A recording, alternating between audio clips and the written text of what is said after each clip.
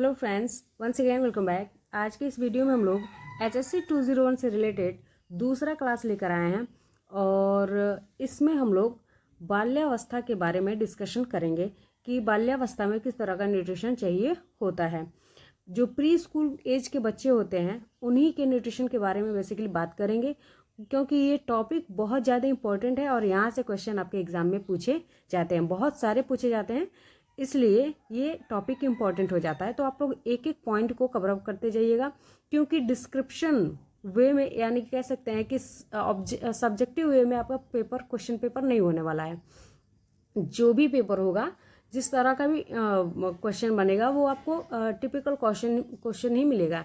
Like आपका बहुविकल्पीय question कह सकते हो, ऑब्जेक्टिव टाइप क्वेश्चन आपको मिलेंगे।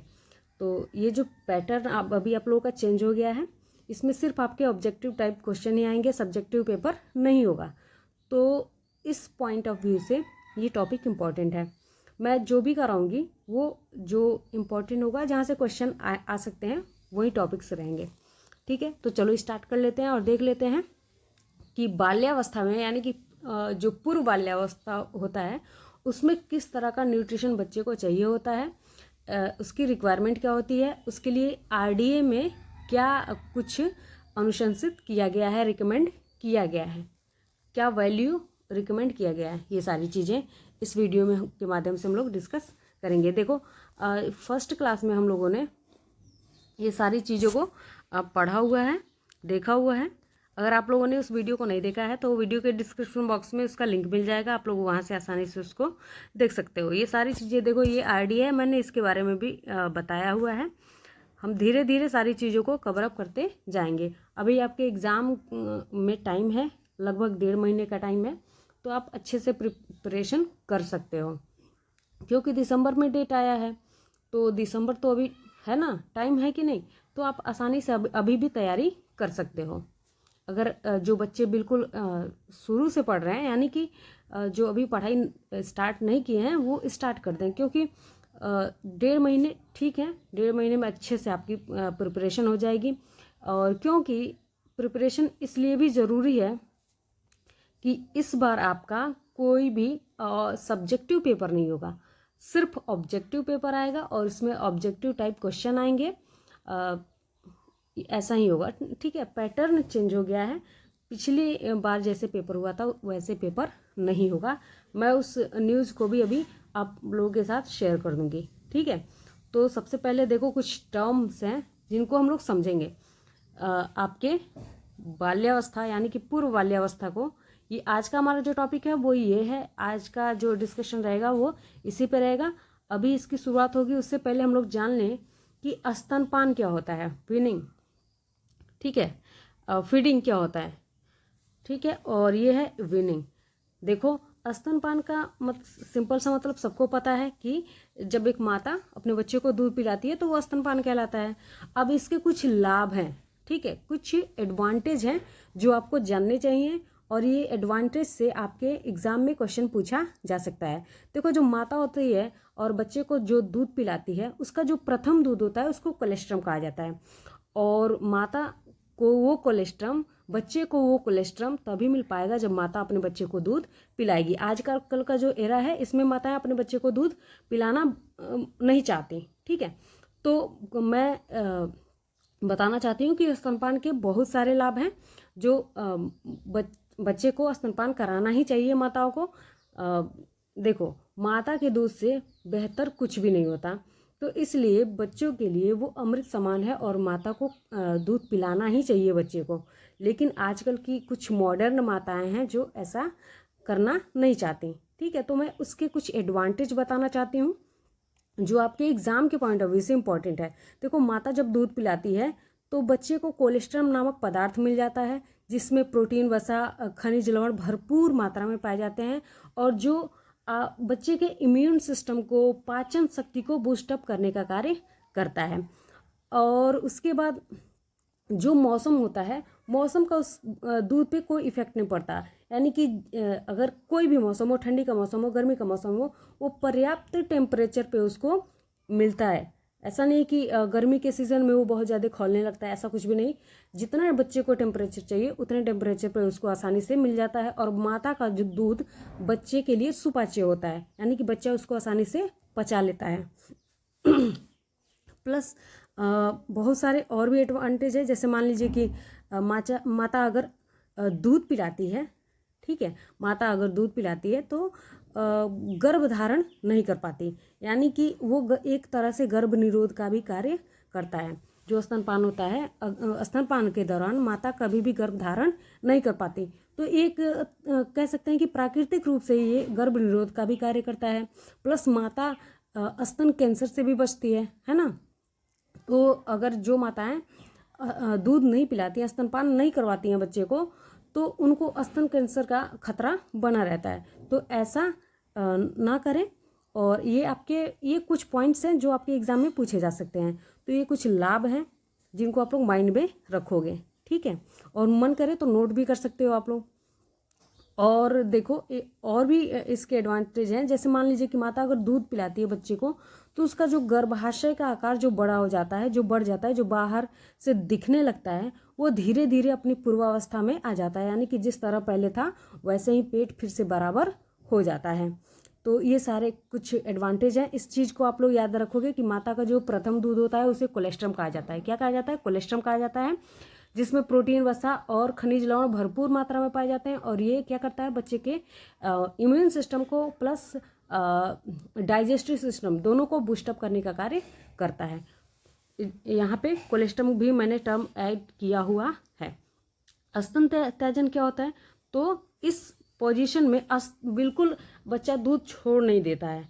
स्तन त्याजन का मतलब होता है अब बच्चा स्टार्ट कर दिया है क्या करना, तो दूध को मतलब स्टार्ट कर दिया जाता है कि अब बच्चा धीरे धीरे दूध छोड़े। तो उसके लिए कुछ पूरक आहार बच्चे को देना पड़ता है। और ऐसे बहुत सारे बच्चे को पूरक आहार देते देते फिर उसको उसकी रिक्वायरमेंट न्यूट्रिशन की बढ़ती जाती है। तो उसको जो नॉर्मल भोजन होता है वो देना स्टार्ट कर दिया जाता है। जब बच्चा नॉर्मल भोजन लेना शुरू कर देता है तो वो पूरी तरह से माता का जो दूध होता है वो त्याग कर देता है, ठीक है। तो इस तरह से आप लोग को ये भी टर्म समझ में आ गया होगा, कोलेस्ट्रम भी समझ में आ गया होगा कि ये माता का प्रथम दूध होता है। स्तनपान क्या होता है, स्तनपान के क्या क्या लाभ होते हैं, ये सारी चीज़ें आप लोगों को समझ में आ गई होंगी। उसके बाद है अब हम लोग का जो मेन टॉपिक है वो हम डिस्कस करेंगे कि प्री स्कूल एज में न्यूट्रिशन की क्या रिक्वायरमेंट होती है, आईडीए में क्या रिकमेंड किया गया है, और WHO ने, निन ने किस तरह का रिकमेंडेशन आईडीए के थ्रू बच्चों के लिए दिया है। देखो, बाल्यावस्था 2 प्रकार का होता है। बाल्यावस्था का हमने पढ़ा है कि 2 से जो 12 वर्ष का एज होता है, 2 से जो 12 वर्ष का एज होता है वो आपका बाल्यावस्था कहलाता है। क्या कहलाता है? बाल्यावस्था कहलाता है। इसमें बच्चा बालक होता है। ऐसा नहीं कि हम 2 से 12 वर्ष के बच्चे को क्या कह देंगे, बूढ़ा कह देंगे, ऐसा थोड़ी है। तो ये जो एज होता है वो बाल्यावस्था का होता है। तो इसको 2 भागों में डिवाइड किया गया है। देखो, पूर्व बाल्यावस्था और उत्तर बाल्यावस्था। पूर्व बाल्यावस्था की ही आज हम लोग बात करेंगे। उत्तर बाल्यावस्था की कुछ विशेषताएं हैं जो मैं इस वीडियो में बता दूंगी, उसको आप लोग पॉइंट आउट कर लीजिएगा, वहां से क्वेश्चन पूछे जाते हैं, ठीक है। और ये इम्पोर्टेंट टॉपिक था, इसलिए मैं इसको पूरे आपके डिस्क्रिप्शन मतलब पूरा एक कह सकते हो कि विस्तृत लेवल पे मैं बता रही हूँ। इसी तरह और भी टॉपिक्स हैं, जैसे आपका प्रेगनेंसी है, गर्भावस्था है, यहाँ से भी क्वेश्चन आपका बहुत सारा पूछा जाता है।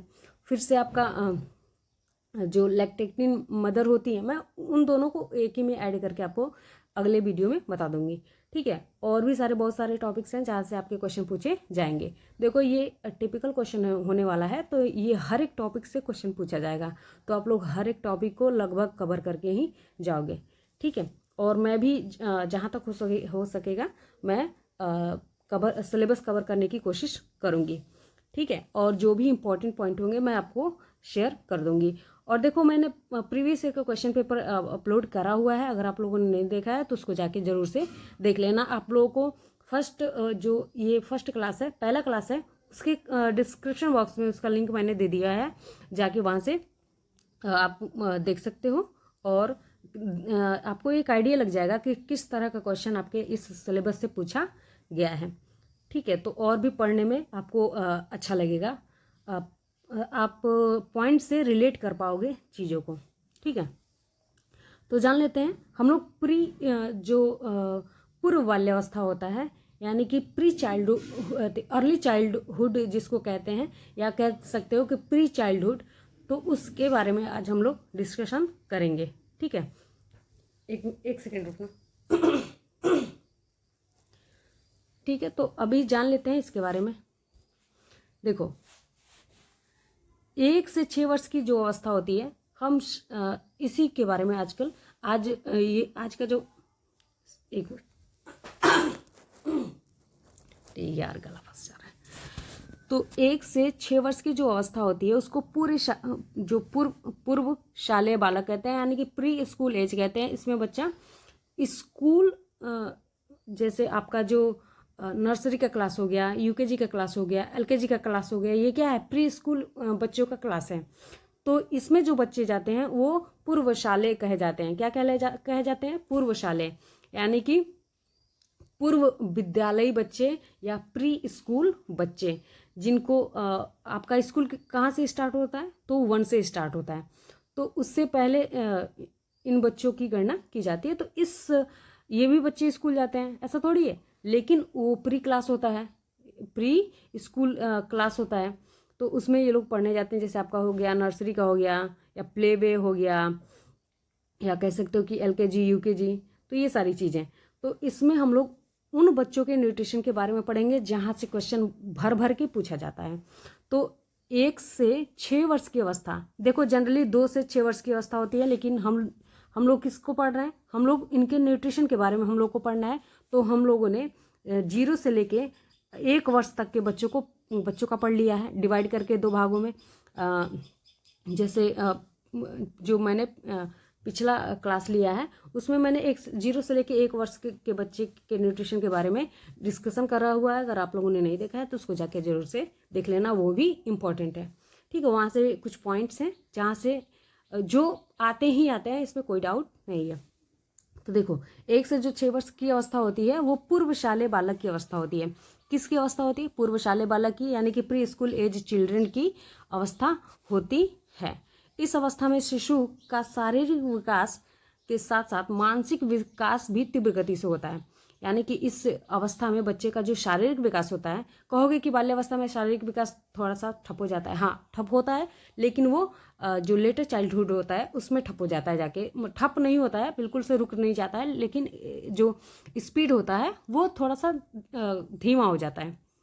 लेकिन अभी भी जो प्री चाइल्डहुड होता है, यानी कि अर्ली चाइल्डहुड जो होता है, उसमें विकास की गति क्या होती है? तीव्र होती है। शैशवावस्था में भी विकास की गति क्या होती है? तीव्र होती है। अगर क्वेश्चन में आता है कि विकास की गति किस अवस्था में तीव्र होती है, तो आप बताओगे शैशवावस्था। अगर ऑप्शन में रहेगा तो नहीं रहेगा तो पूर्व बाल्यावस्था। ठीक है, ये सारी चीजें कह रहे कि इस अवस्था में शिशु का शारीरिक विकास के साथ साथ मानसिक विकास की गति क्या होती है? तीव्र होती है। तो इस अवस्था में बच्चों के आहार पर विशेष ध्यान देना चाहिए, क्योंकि हमारे देश में इसी आयु के जो बच्चे होते हैं वो कुपोषण के शिकार होते हैं, है ना, क्योंकि बच्चा दूध भी छोड़ दिया है,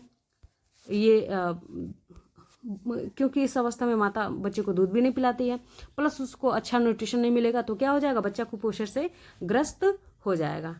ठीक है, कह रहा है कि अब देखो कुछ न्यूट्रिशनल इसकी जो वैल्यूज दी गई हैं उसकी बात करेंगे, जो RDA में निन ने, या कह सकते हो WHO ने जो वैल्यू दी है, बताया है, रिकमेंड किया है कि बच्चे को इतना न्यूट्रिशन मिलना चाहिए। हम ये भी देखेंगे कि कितना भोजन लेंगे तो ये जो भी वैल्यू दी गई है वो कवर अप हो जाएगा। वो सारी चीज़ों को देखो, बुक पढ़ोगे, बुक से तो पढ़ सकते हैं, बट ये जो वैल्यूज़ हैं वो 2020 RDA के अकॉर्डिंग नहीं है।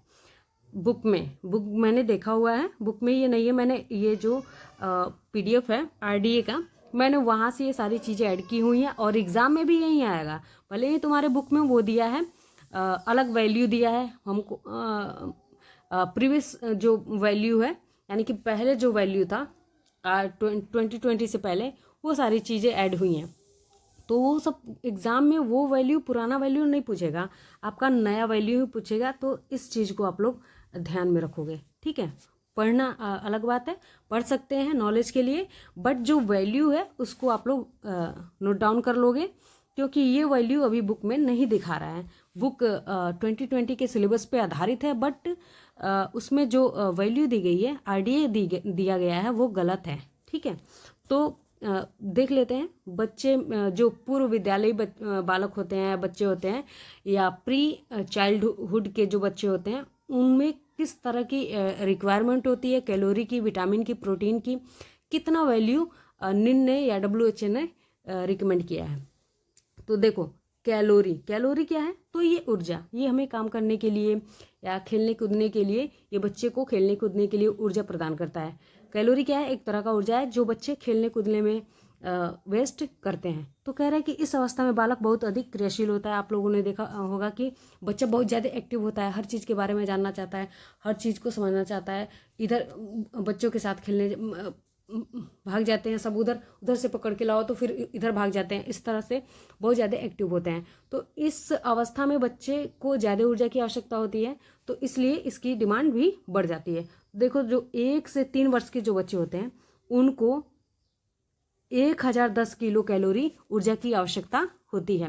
और आप सभी को पता है कि कैलोरी कहाँ से मिलता है, तो कैलोरी आपका फैट से भी मिलता है, आप कैलोरी आपका कार्बोहाइड्रेट से मिलता है। तो सबसे ज़्यादा कैलोरी, सबसे जो बेस्ट कैलोरी होता है, ऊर्जा होता है, वो आपका कार्बोहाइड्रेट वाला होता है। तो बच्चे को इस कार्बोहाइड्रेट से रिलेटेड, फैट से रिलेटेड ये सारी चीज़ें देनी चाहिए, ताकि उसको उसकी जो कैलोरी की डिमांड है वो पूरी हो सके।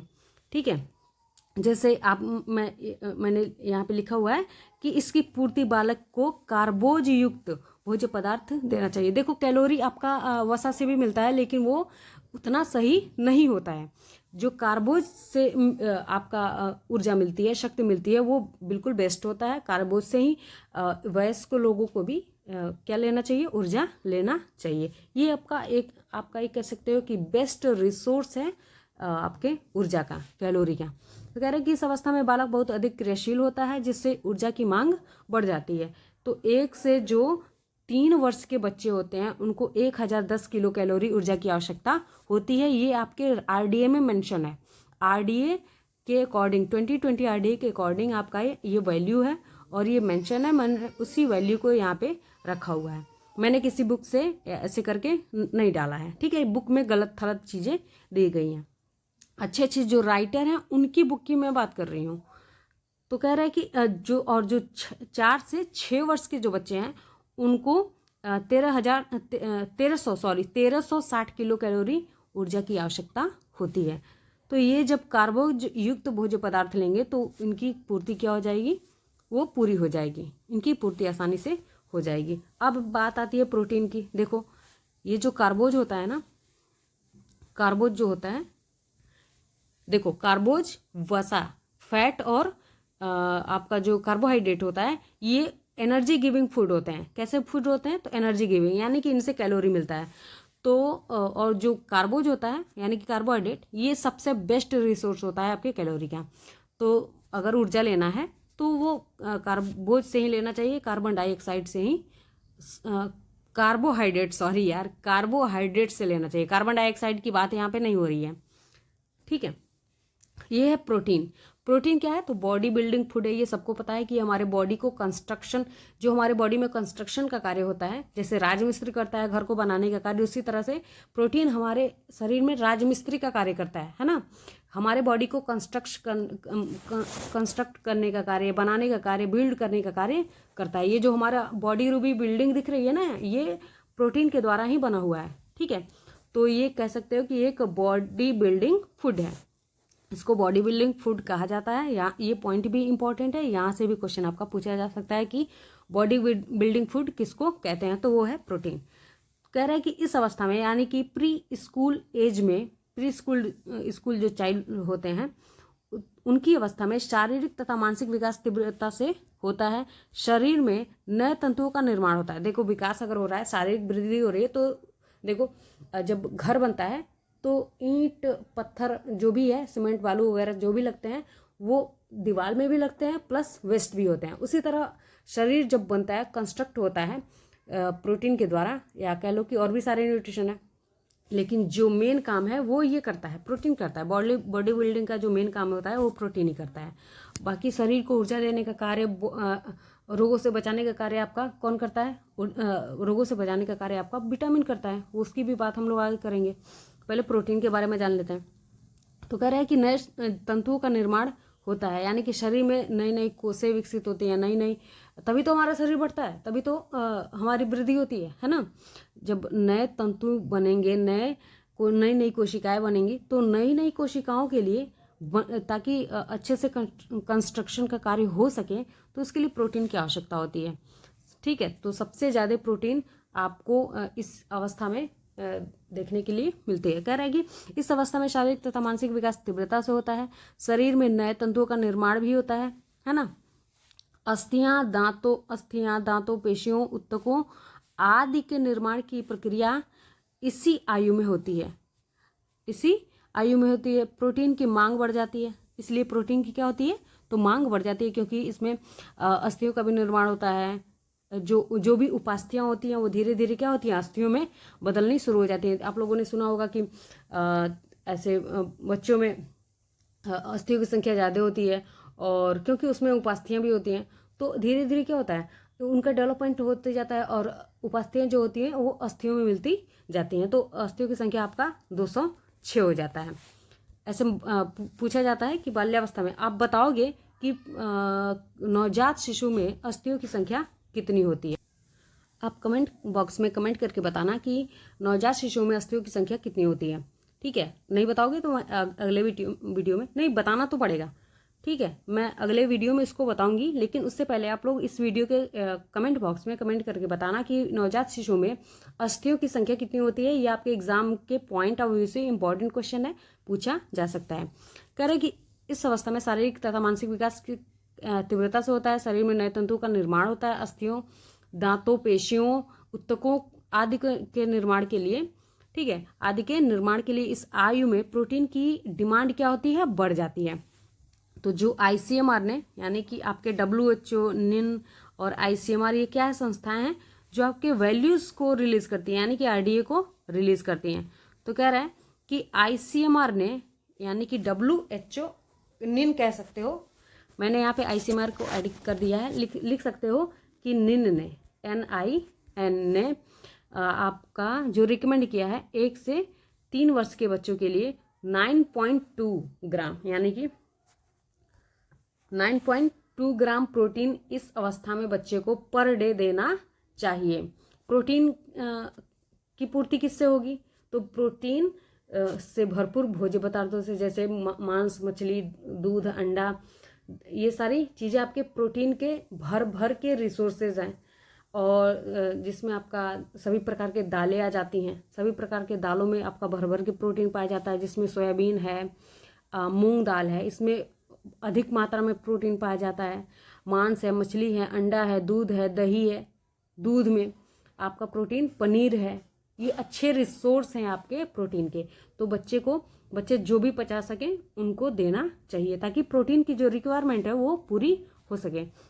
तो कह रहा है कि वैल्यू को याद कर लेना कि 1 से 3 वर्ष का जो एज होता है उसमें प्रोटीन की जो रिक्वायरमेंट होती है वो 9.2 ग्राम होती है पर डे, और 4 से 6 वर्ष का जो एज होता है, यानी कि जो बालक होते हैं, उनके लिए 12.8 ग्राम पर डे की मतलब ICMR ने, निन ने रिकमेंडेशन किया है, प्रस्तावना की है कि बच्चे को इतना प्रोटीन पर डे देना चाहिए। और ये इसके रिसोर्स क्या है? प्रोटीन के रिसोर्स क्या है? तो अभी मैंने बताया है कि प्रोटीन के कुछ रिसोर्सेज हैं, जैसे मान लो आपका दाल है, मांस है, मछली है, दूध है, अंडा है, सोयाबीन है, ये सारी चीज़ें बहुत रिच मात्रा में आपका प्रोटीन पाया जाता है।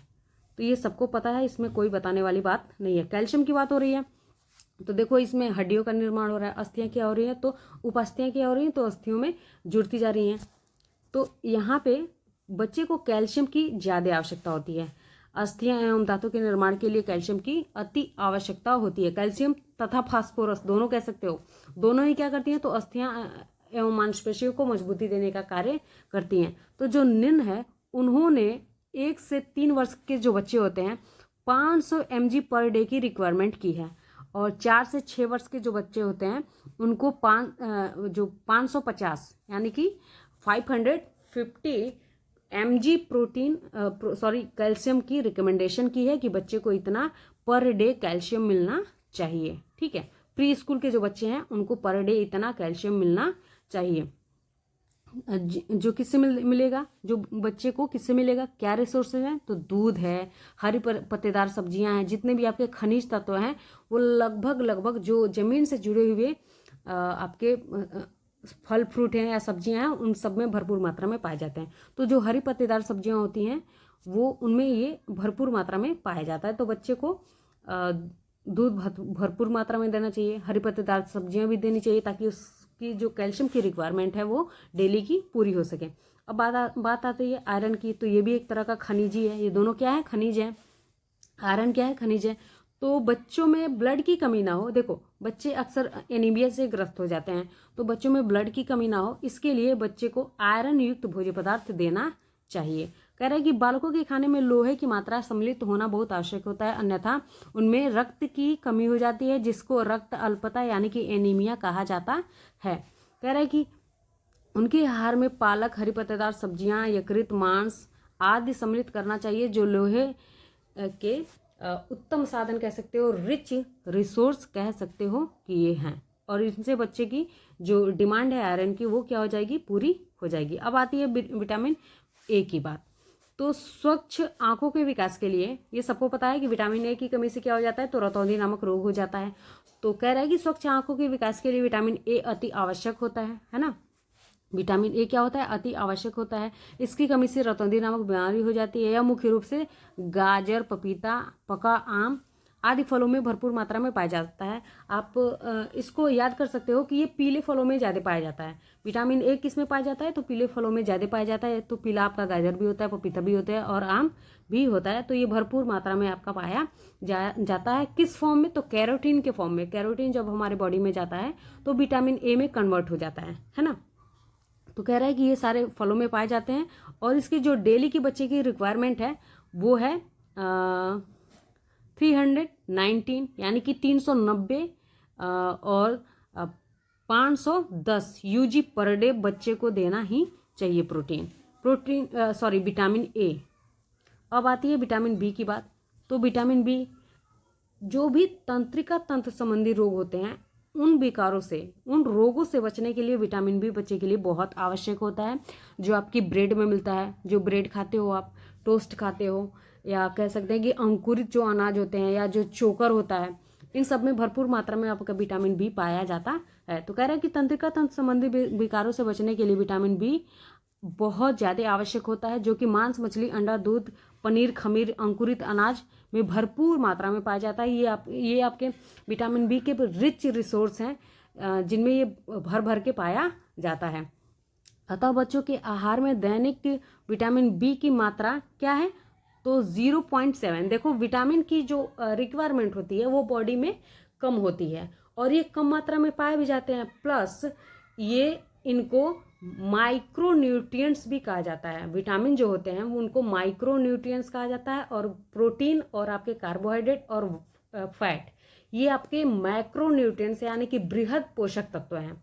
इनकी रिक्वायरमेंट भी ज़्यादा होती है और ये भर के इनके रिसोर्सेज भी हैं, यानी कि इनके रिसोर्स भी ज़्यादा हैं और ये ज़्यादा मात्रा में पाए भी जाते हैं।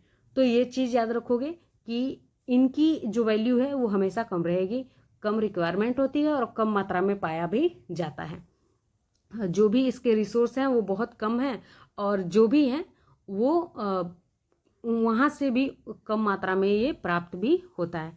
तो देखो जो डेली की बच्चे की रिक्वायरमेंट है, यानी कि जो 1 से जो आपके 3 वर्ष के जो बच्चे हैं उनको 0.7 जो mg विटामिन बी है वो डेली की इनकी रिक्वायरमेंट है कि इतना इनकी पूर्ति होनी चाहिए। प्लस जो 4 से 6 वर्ष के बच्चे हैं उनकी रिक्वायरमेंट कितनी है, तो 0.9 यानी कि विटामिन बी का जो 4 से 6 वर्ष के बच्चे हैं उनकी रिक्वायरमेंट है 0.9। तो इतना डेली कंप्लीट होना चाहिए, तभी बच्चे अच्छे से पोषित हो पाएंगे, अच्छे से विकसित हो पाएंगे, उनका मानसिक विकास अच्छे से होगा, शारीरिक विकास अच्छे से होगा, है ना। ये अगर नहीं रिक्वायरमेंट पूरी होती है तो वहीं हीनता जनित रोग हो जाते हैं, रतौंधी हो जाता है, या न्यूट्रिशन है जिसकी कमी से जो रोग होना है वो हो जाता है। अब है विटामिन सी। विटामिन सी बहुत आपका बेस्ट विटामिन है हर किसी के लिए, है ना। सारे बेस्ट हैं, सबकी रिक्वायरमेंट अलग अलग होती है, लेकिन विटामिन सी की भी रिक्वायरमेंट आप सभी को पता है कि ये बेस्ट विटामिन है ना। ये हमारे इम्यून सिस्टम को भी बूस्ट करने का कार्य करता है, बहुत से रोगों को से बचाने का कार्य करता है। देखो इसकी जो पर डे की रिक्वायरमेंट है, यानी कि जो 1 से लेके 3 वर्ष के जो बच्चे हैं उनको कितना देना चाहिए, तो 27 mg यानी कि 27 mg पर डे की इनकी रिक्वायरमेंट होती है। किसकी, तो 1 से जो 3 वर्ष के बच्चे हैं उनको इतना mg पर डे देना चाहिए। क्या देना चाहिए, तो विटामिन सी। और जो आपके 4 से 6 वर्ष के जो बच्चे हैं उनको कितना देना चाहिए, तो 32 mg पर डे देना चाहिए। ये नींद के द्वारा रिक्वायर्ड किया गया वैल्यू है जो बच्चे को पर डे मिलना चाहिए, नहीं तो हीनता जनित रोग हो जाएगा या स्कर्वी हो जाएगा, जो विटामिन सी की कमी से होता है। ये पॉइंट आप याद रखोगे कि विटामिन सी की कमी से क्या होता है, तो स्कर्वी नामक रोग हो जाता है। विटामिन बी की कमी से बेरी होता है, विटामिन ए की कमी से रतौंधी होता है, और विटामिन डी की अब बात आती है। तो देखो विटामिन सी के रिसोर्स के बारे में हम लोगों ने बात नहीं किया। विटामिन सी किस में पाया जाता है, तो विटामिन सी आपके जितने भी प्रकार के खट्टे फल होते हैं उन सब में विटामिन सी भर के मात्रा में पाया जाता है। खट्टे जो फल होते हैं वो विटामिन सी के रिच रिसोर्स हैं। और उसमें भी रिच की बात करें तो आंवला जो होता है वो आपका रिच रिसोर्स होता है विटामिन सी का सबसे ज़्यादा मात्रा में। अगर आप एक आंवला डेली खाते हो तो आपकी डेली की रिक्वायरमेंट क्या हो जाती है, पूरी हो जाती है। बच्चे को आधा देंगे तो इस अवस्था में अगर बच्चे को आधा अगर देते हैं तो उसकी रिक्वायरमेंट पूरे दिन की रिक्वायरमेंट पूरी हो जाती है। अब आती है विटामिन डी की बात। विटामिन डी सबको पता है कि इसका एक यूनिवर्सल रिसोर्स है। यूनिवर्सल का मतलब कि सिर्फ हमारे इंडिया में नहीं पूरे धरती पे है। वो क्या है, तो वो है सूर्य की किरणें, जो कि सबको मिलता है, सबको बराबर मात्रा में मिलता है। ऐसा नहीं कि इसके लिए कोई पैसा देना पड़ता है। तो विटामिन डी का जो एक कह सकते हैं कि रिच रिसोर्स भी है और ये यूनिवर्सल है। तो आपका वो क्या है, तो सूर्य की किरणें।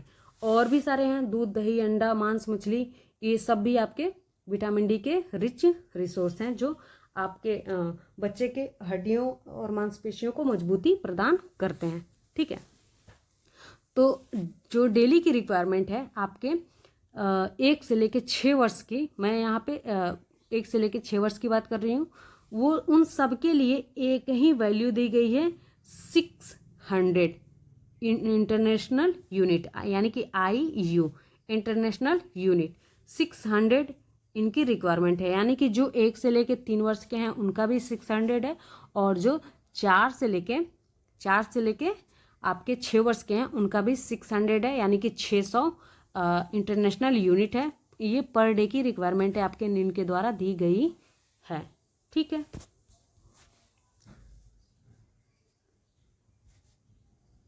उसके बाद आता है आपका, देखो 1 से 3 वर्ष के बालक के लिए जो कितने ग्राम भोजन देना चाहिए, कितने ग्राम खाद्य पदार्थ देने चाहिए ताकि उनकी डेली की रिक्वायरमेंट पूरी हो सके, उस चीज़ की बात करेंगे। इस चीज़ को आप लोग स्क्रीनशॉट कर सकते हो, ऐसे पढ़ सकते हो। ठीक है, जैसे दालों का हो गया, तो दालों का देख लेते हैं। दाल डेली बच्चे को कितना देना चाहिए, तो जो शाकाहारी बच्चे हैं उनको 50 ग्राम और जो मांसाहारी उनको 40 ग्राम। ये प्रोटीन की रिक्वायरमेंट इससे क्या होगी, पूरी हो जाएगी। अनाज की बात है तो 120 ग्राम बच्चे को कितना देना चाहिए, तो 120 ग्राम।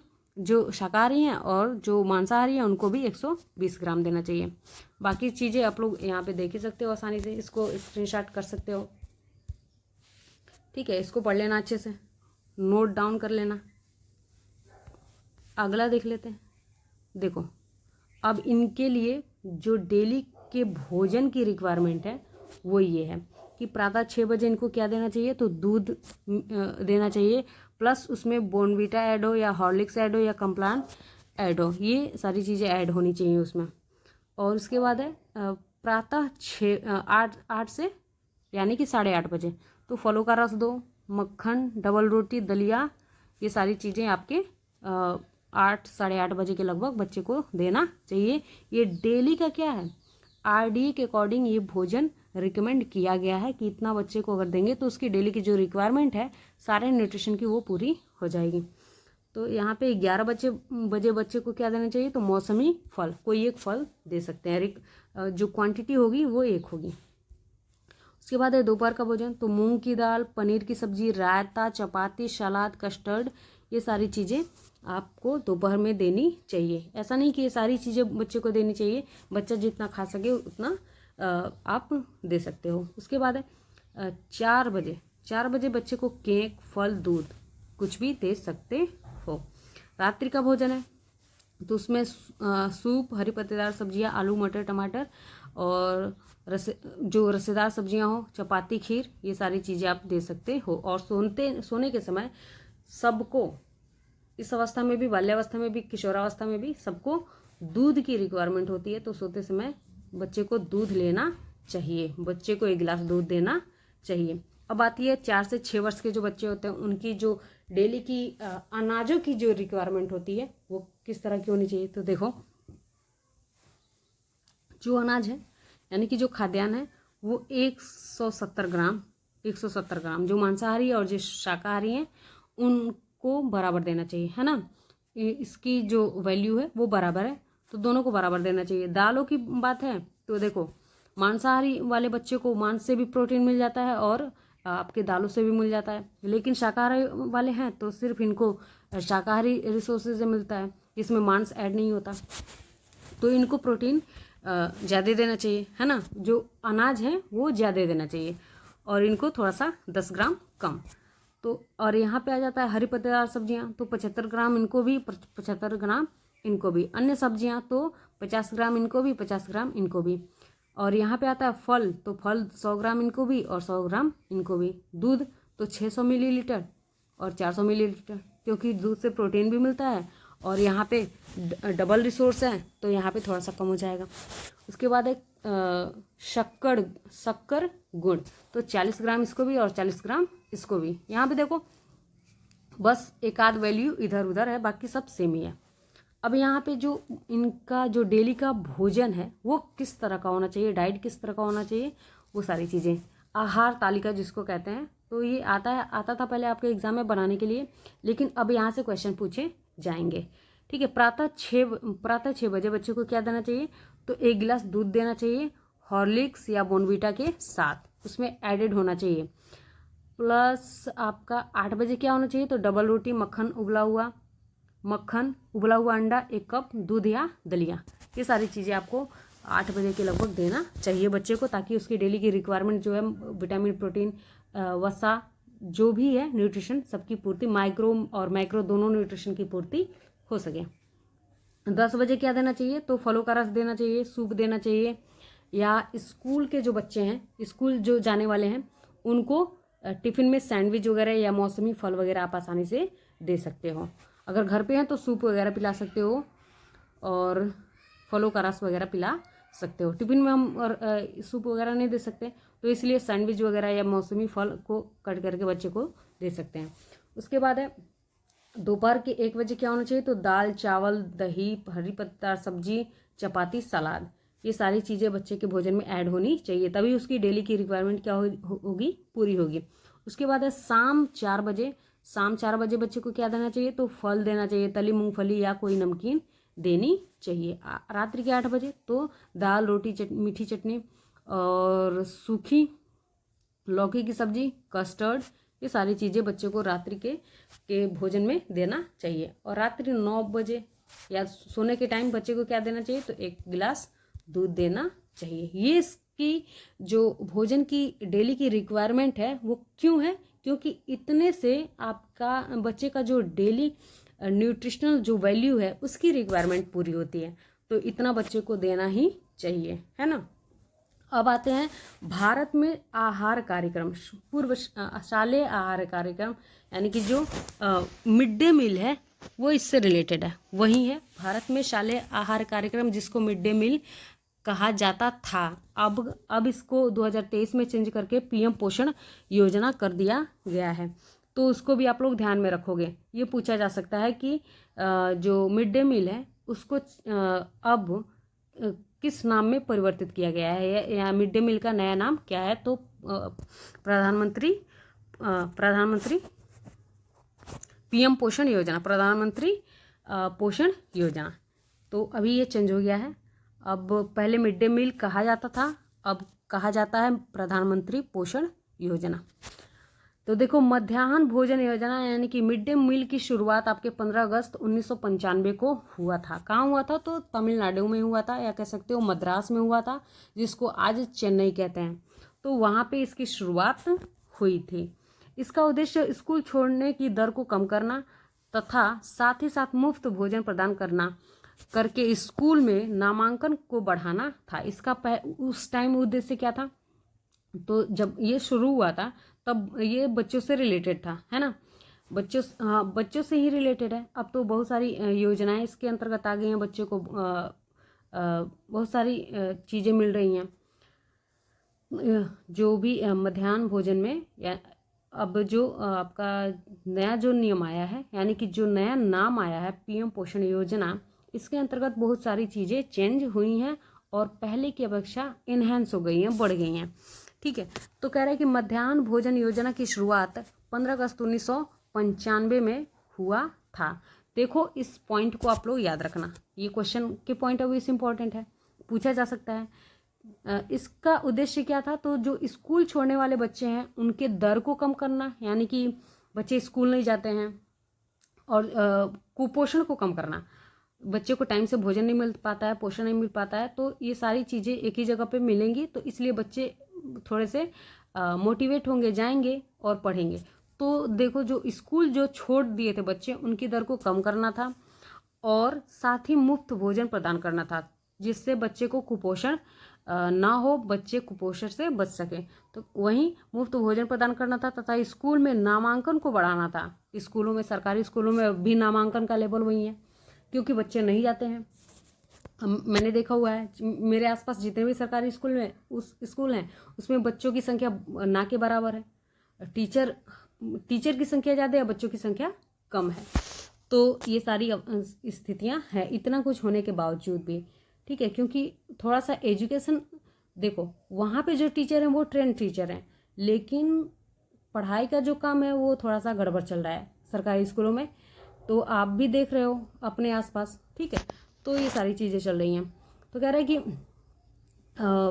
मुफ्त भोजन प्रदान करना तथा स्कूलों में नामांकन को बढ़ाना था तथा बच्चों को कुपोषण से बचाना था। मध्याह्न भोजन स्कीम देश के 2408 ब्लॉकों में एक केंद्रीय प्रायोजित स्कीम के रूप में की गई थी, जो कि उस टाइम 2408 ब्लॉकों में लागू किया गया था, आरंभ किया गया था। वर्ष 1997-98 तक यह कार्यक्रम देश के सभी ब्लॉकों में प्रारंभ हो गया था।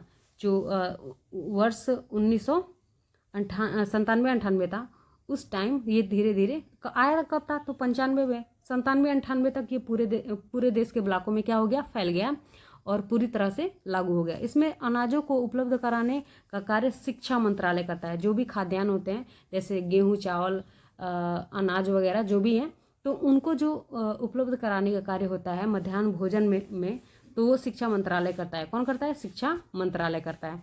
तो ये पॉइंट भी आप लोग याद रखोगे कि जो अनाज होते हैं, जो मिड डे मील में जो अनाज होते हैं, उनको उपलब्ध कराने का कार्य आपका शिक्षा मंत्रालय करता है। अब उद्देश्य क्या था इसको खोलने का? तो पीएम पोषण योजना, मैंने इस नाम को ऐड किया हुआ है। ये आपका इनिशिएट नेम है आपके मिड डे मील का, जो अभी हाल ही में आपके पीएम मोदी, हमारे जो प्रधानमंत्री हैं, उनके द्वारा ये नाम दिया गया है, पीएम पोषण योजना। भारत सरकार द्वारा वर्ष, देखो मैंने यहाँ पे नाम ऐड करा हुआ है, ये 2023 का नाम है। हम यहाँ पे मिड डे मील की बात कर रहे हैं। ठीक है, तो भारत सरकार द्वारा 1995 में शुरू की गई थी, या सुनिश्चित करने के लिए कब शुरू किया गया था? तो 15 अगस्त 1995 को शुरू किया गया था। क्या सुनिश्चित करने के लिए किया गया था? तो समाज के जो भी आर्थिक रूप से पिछड़े वर्ग के बच्चे हैं उनको भोजन मिल सके, प्लस एजुकेशन मिल सके, प्लस वो कुपोषण से बच सके, ये था। अब देखो किस तरह का भोजन उसमें देने का प्रावधान था।